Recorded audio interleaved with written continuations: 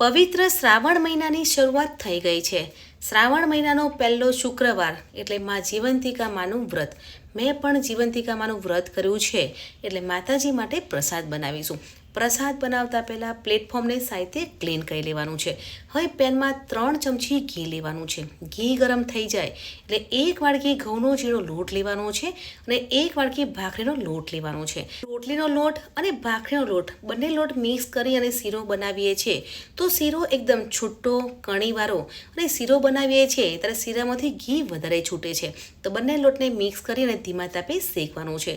હવે શીરો બનાવતા હોઈએ ત્યારે આપણે ગરમ પાણી ઉમેરીએ છીએ, પણ અહીં આપણે 1 ગ્લાસ પાણી અને 1 કપ દૂધ લેવાનું છે. એટલે પાણી અને દૂધને મિક્સ કરી અને ગરમ કરવાનું છે. દૂધ ઉમેરીએ છીએ ને તો શીરાનો ટેસ્ટ બહુ જ સરસ આવે છે. પ્રસાદ માટે શીરો બનાવું છું એટલે મેં પાણીમાં દૂધ ઉમેર્યું છે, પણ જો તમારે દૂધ ના ઉમેરવું હોય અને એકલા પાણીનો કે એકલા દૂધનો શીરો બનાવવો હોય તો તમે બનાવી શકો છો. હવે લોટને ધીમા તાપે શેકવાનો છે. જેમ લોટ શેકીશું તેમ લોટનો કલર ચેન્જ થઈ જશે.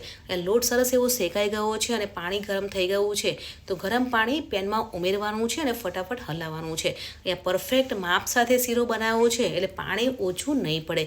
કેમ કે 2 વાડકી લોટ લીધો છે ત્યારે 1 ગ્લાસ પાણી અને 1 કપ દૂધ લીધું છે. તે તેનું પરફેક્ટ માપ છે અને પરફેક્ટ માપ સાથે શીરો બનાવશો ને તો શીરો સરસ બનશે. અને માતાજી માટે શીરો બનાવતા હોઈએ ત્યારે શીરો પરફેક્ટ જ બનશે. 1 કપ ખાંડ ઉમેરવાની છે. ખાંડ તમે તમારા ટેસ્ટ પ્રમાણે વધારે અને ઓછી કરી શકો છો. અહીંયા 1 કપ ખાંડ ઉમેરવાની છે, સાઈતે મિક્સ કરીશું. હવે ખાંડ ઉમેરીશું પછી તમને એવું લાગશે કે શીરો ઢીલો થઈ ગયો છે, પણ ખાંડનું પાણી બળી જશે એટલે શીરો પરફેક્ટ બની જશે. 2 થી 3 મિનિટ કૂક કરીશું એટલે શીરો પરફેક્ટ બની જશે. અહીંયા માતાજી માટે શીરો બનાવ્યો છે તો શીરો બનીને તૈયાર થઈ ગયો છે તો ઉપરથી ઇલાયચી પાવડર ઉમેરવાનો છે અને સાઈતે મિક્સ કરી લઈશું. આપણે ભગવાન માટે પ્રસાદ બનાવીએ કે ભોગ બનાવીએ તે પ્રસાદ ટેસ્ટી અને પરફેક્ટ જ બને છે. કેમ કે ભગવાન માટે બનાવતા હોય છે એટલે આપણો ભાવ અને ભક્તિ હોય છે. આજે માં જીવંતિકા માનું વ્રત છે એટલે મેં પ્રસાદમાં શીરો બનાવ્યો છે. તે શીરો બનીને તૈયાર થઈ ગયો છે. ગેસ બંધ કરીને શીરો ઠંડો થવા દઈશું. શીરો ઠંડો થઈ જાય પછી શીરો સર્વિંગ પ્લેટમાં સર્વ કરવાનો છે. આજે આપણે પ્રસાદ માટે શીરો બનાવ્યો છે એટલે મેં એક બાઉલમાં શીરો લઈ લીધો છે. એક પ્લેટ લેવાની છે, પ્લેટની ઉપર શીરો આ રીતે મૂકી દેવાનો છે.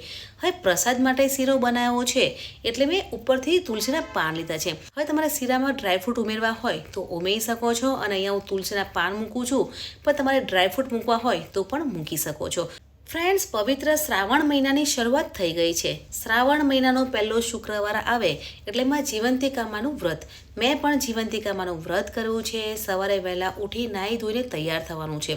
હવે જીવંતિકા માનું વ્રત કરતા હોઈએ ત્યારે લાલ સાડી કે લાલ ડ્રેસ પહેરવાનો છે. સવારે ઉઠી જીવંતિકા માની પૂજા કરવાની છે. વ્રત કરતા હોઈએ તો કથા વાંચવાની છે અને પ્રસાદમાં શીરો બનાવવાનું છે. જીવંતિકા વ્રત કરીએ છીએ તો માતાજી આપણા બાળકોનું સદાય રક્ષણ કરે છે. હું દર સાલ જીવંતિકા વ્રત કરું છું. તમે જીવંતિકા વ્રત કરો છો કે નહીં તે કમેન્ટ સેક્શનમાં જરૂરથી જણાવજો. મળીએ છીએ નવી એક આસાન અને હેલ્ધી રેસીપી સાથે. ત્યાં સુધી બાય બાય. હર હર મહાદેવ.